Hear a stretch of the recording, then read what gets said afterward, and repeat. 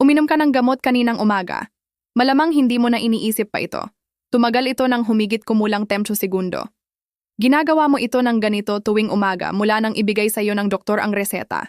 At kung ikaw ay lampas, 60 taong gulang, at ang gamot ay amlopene-lo-artin o Lainopril, may tunay na posibilidad na may nangyayari sa loob ng iyong katawan na hindi maayos na ipinaliwanag sa iyo noong ibinigay sa iyo ang bote. Siya ay si Arturo.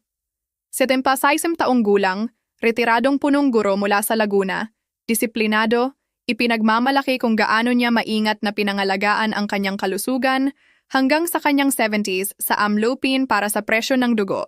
Walang maling dosis sa loob ng party sa Nabuan. Tinawagan ako ng kanyang asawang si Elena noong Martes hapon. Patag ang boses niya sa pag-aalala. Dr. Enrico, tumigil na siyang pumunta sa simbahan. Ang kanyang mga bukong-bukong, hindi ko nakilala ang kanyang mga bukong-bukong ngayon. Walang atake sa puso si Arturo. Nakaupo lang siya ng may namamagang bukong-bukong sa loob ng 3 buwan, kumbinsido na ang kanyang puso ay pumapalpak. Nilalaktawan ang dosis sa mga araw na kailangan niyang maglakad dahil nahihiya siya sa hitsura ng kanyang mga binti. Ang katahimikang iyon ay halos nagkakahalaga sa kanya ng lahat. Ako si Dr. Enrico, isang kardiologo. Sa mahigit 32 taon ng klinikal na pagsasagawa, ang ibabahagi ko sa inyo ay ang 9 na pinakamahalagang bagay na dapat maunawaan ng bawat nakatatanda na umiinom ng 3 gamot na ito. Hindi dahil may itinatago ang inyong doktor, kundi dahil ang karaniwang konsultasyon ay nagbibigay sa doktor ng 12 minutong paliwanag sa isang bagay na talagang nangangailangan ng mas mahaba. Bago tayo magpatuloy, ilagay mo ang iyong edad sa komento ngayon at sabihin mo sa akin ito. May napansin ka bang anumang sintomas mula nang simula ng iyong gamot sa presyo ng dugo na tahimik mong itinuring na normal na lamang dahil sa pagtanda? Gusto kong malaman dahil ang isusulat mo ay mahalaga sa isang taong babasa nito na akala niya ay mag-isa lang siya.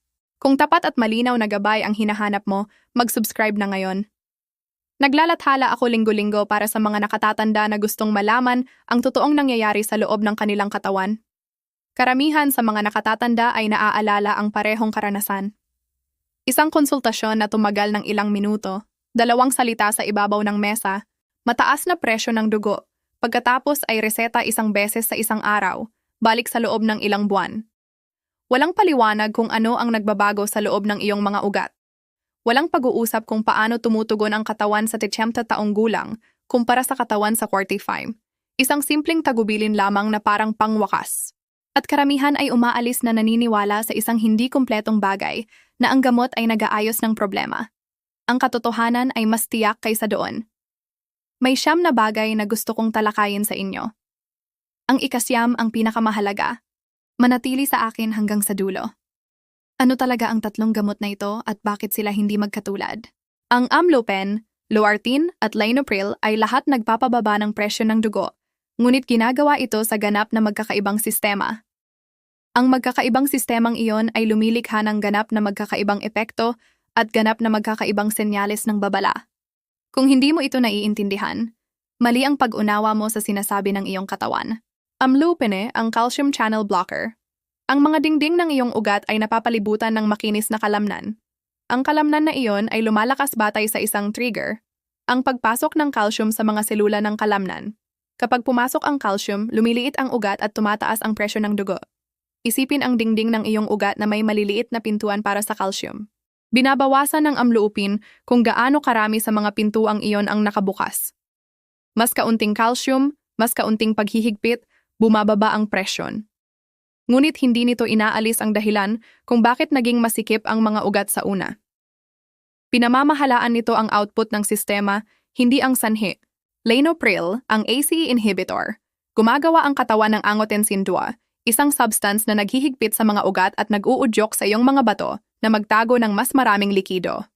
Upang gawin ito, kailangan ng katawan ng enzyme na tinatawag na ACE.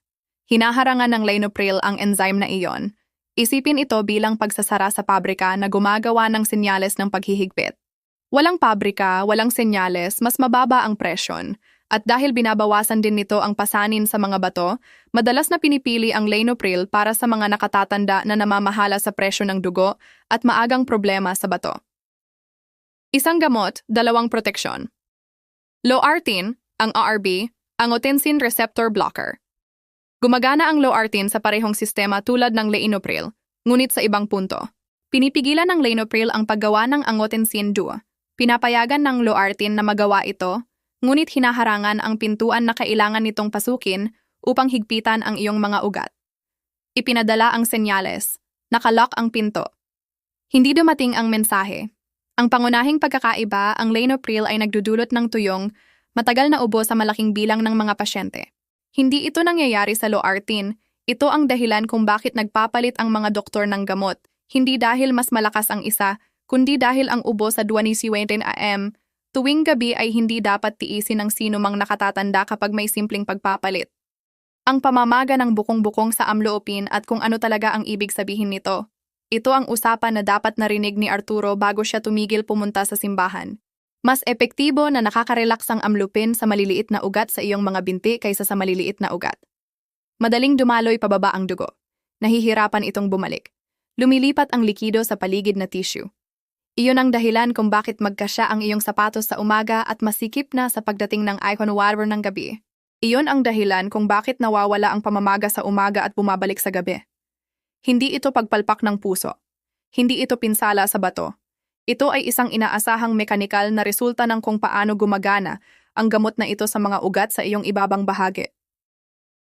Ang nagpagawa sa sitwasyon ni Arturo na mapanganib ay hindi ang pamamaga, kundi ang katahimikan.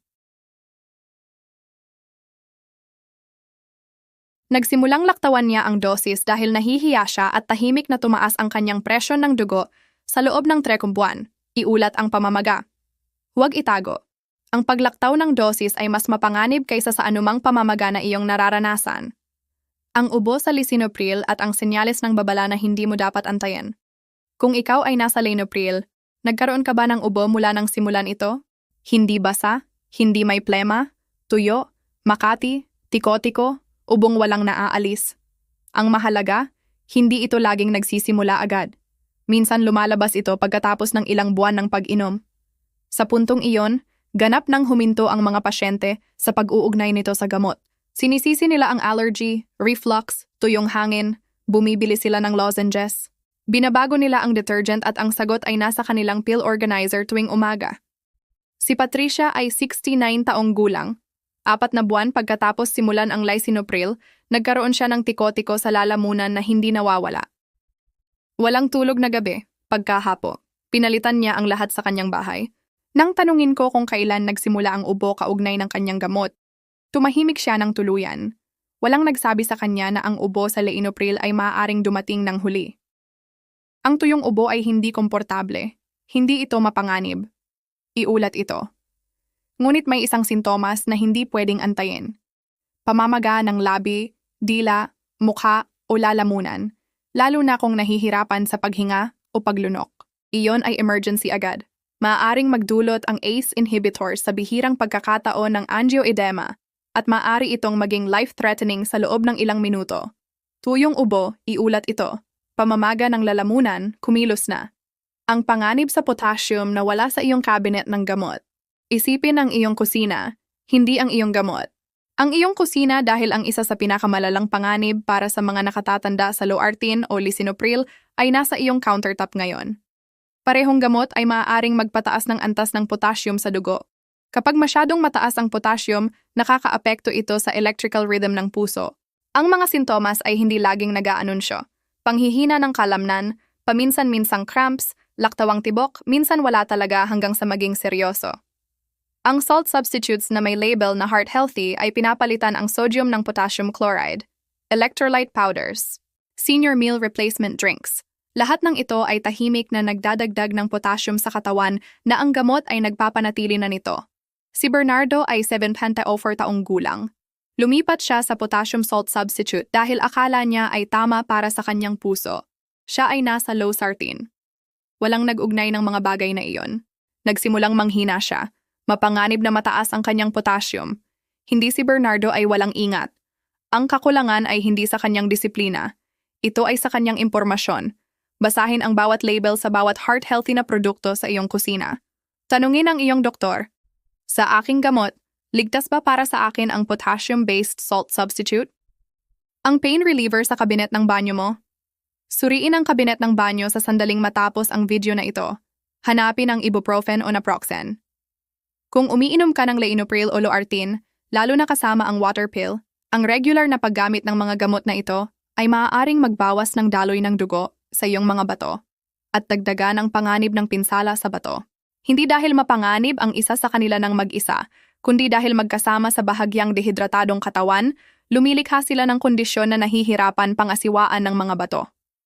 Walang binabanggit nito sa mga appointment dahil ang ibuprofen ay hindi parang totoong gamot. Galing ito sa shelf, kaya hindi ito nababanggit. Tanungin ang iyong parmasyutiko ng eksakto. Ligtas ba para sa akin ang regular na paggamit ng ibuprofen sa lahat ng gamot ko? Ang usapang iyon ay libre. Maaari itong maiwasan ang problema na walang nakakita dahil walang naisip na tanungin. Ano ang nangyayari sa iyong gamot kapag nagkasakit ka?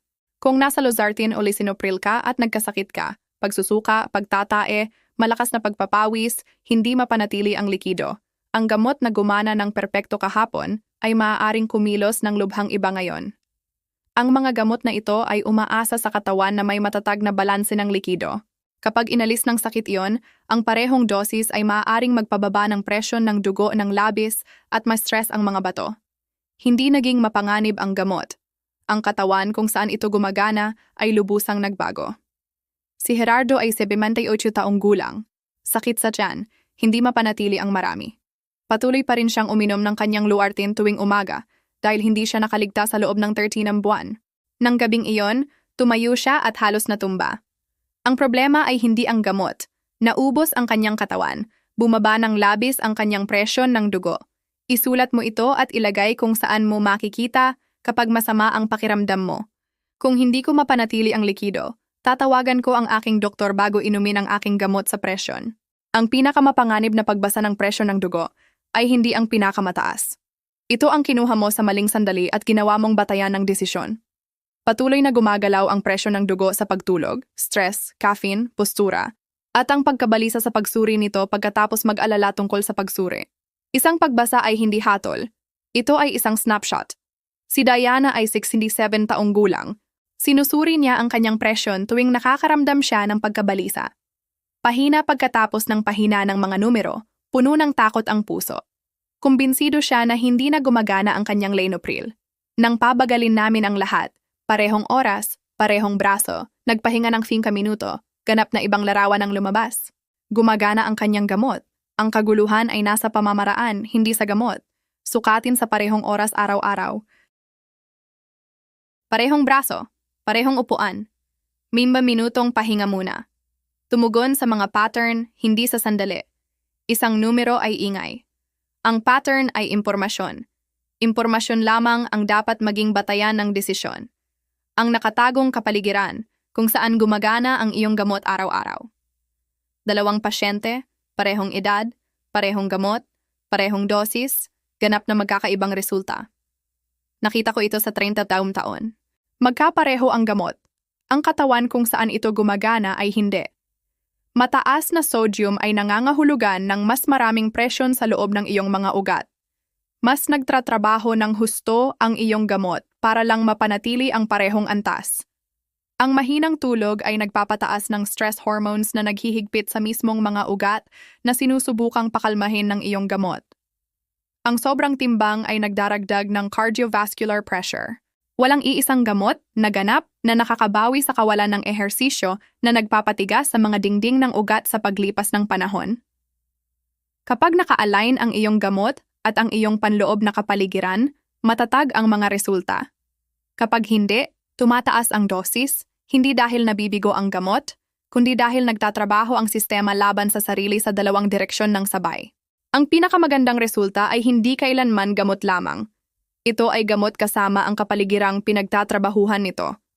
Ang katotohanang halos hindi kailanman sinasabi sa araw na isinusulat ang reseta.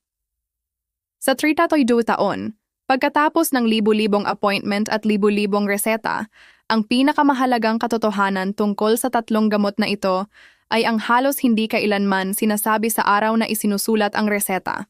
Wala sa mga gamot na ito ang nag-aalis sa kondisyon na nagdudulot ng iyong mataas na presyon ng dugo. Pinabawasan ng amlopene kung gaano kahigpit ang pagkontra ng iyong mga dingding ng ugat. Ngunit hindi nito inaalis ang katigasan na nabuo sa mga dingding na iyon sa loob ng mga dekada. Hinaharangan ng Lanopril ang enzyme na gumagawa ng senyales ng paghihigpit, ngunit hindi nito inaayos ang mga pagbabago sa ugat na nagdulot ng masyadong madalas na mga senyales. Ikinikandado ng Loartin ang pintuan na kailangan ng senyales upang pumasok, ngunit patuloy pa rin na ipinapadala ang senyales. Lahat ng tatlong gamot ay pinamamahalaan ang output ng sistema. Hindi nila inaalis ang sistema na gumagawa ng output na iyon. Ito ang dahilan kung bakit mas mahalaga ang follow-up kaysa sa unang reseta. Ito ang dahilan kung bakit hindi optional ang pamumuhay. Ito ang dahilan kung bakit ang perpektong numero sa papel ay hindi nangangahulugan na tapos na ang usapan. Ang mga pasyente na nakita kong pinakamahusay ay hindi ang nasa pinakamaraming gamot. Sila ang mga nakaintindi kung ano ang ginagawa ng kanilang gamot at kung ano ang hindi nito ginagawa at piniling magtrabaho sa parehong katotohanan ng sabay. Ang praktikal na balangkas. Kung umiinom ka ng Amlopen, bantayan ang pamamaga ng bukong-bukong na lumalala sa gabi, pagkahilo kapag tumatayo, pamumula, iulat ito. Huwag laktawan ng dosis para itago ito. Kung umiinom ka ng Lanopril, bantayan ang tuyong matagal na ubo, kahit ito ay magsimula pagkatapos ng ilang buwan. Pulang bandila na hindi pwedeng antayin, anumang pamamaga ng labi, dila o lalamunan. Emergency agad. Kung umiinom ka ng Lartin, basahin ang bawat heart-healthy label sa iyong kusina. Bantayan ang panghihina ng kalamnan, cramps, hindi regular na tibok ng puso. Tanungin kung kailan huling sinuri ang iyong potassium.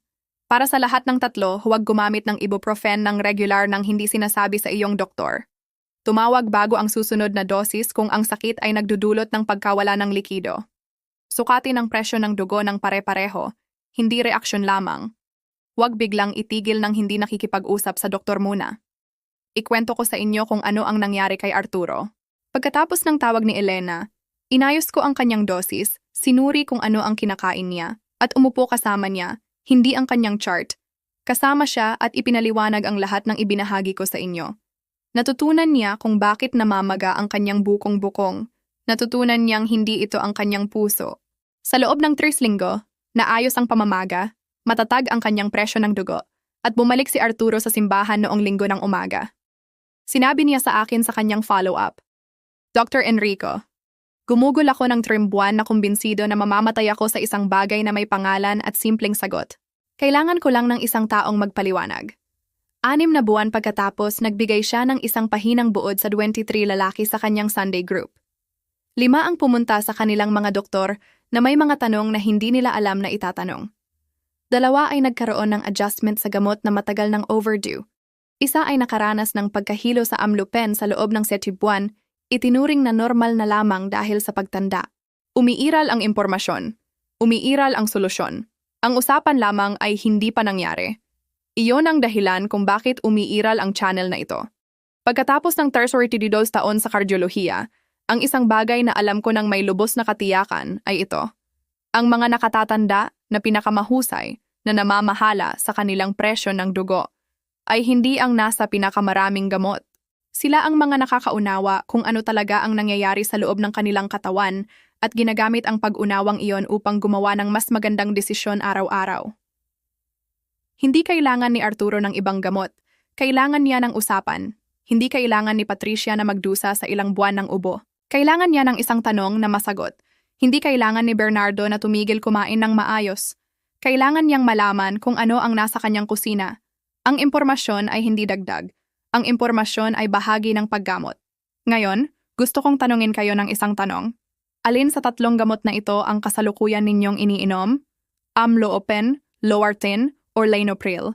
I-type lamang ang pangalan sa komento. Ang isang sagot na iyon ang nagsasabi sa akin kung ano ang pinakamahalaga sa inyo at kung ano ang susunod kong sisirain. At bago ang inyong susunod na pagbasa ng presyo ng dugo, dalhin ninyo ang tanong na ito. Naiintindihan ko ba talaga kung ano ang ginagawa ng aking gamot sa loob ng aking katawan ngayon at kung ano ang hindi nito ginagawa?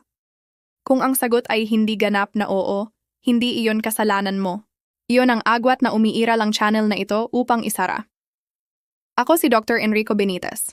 Mag-subscribe upang hindi mo makaligtaan ang gabay na nararapat sa iyong kalusugan bago ang emergency na hindi mo nakita. At makikita kita sa susunod.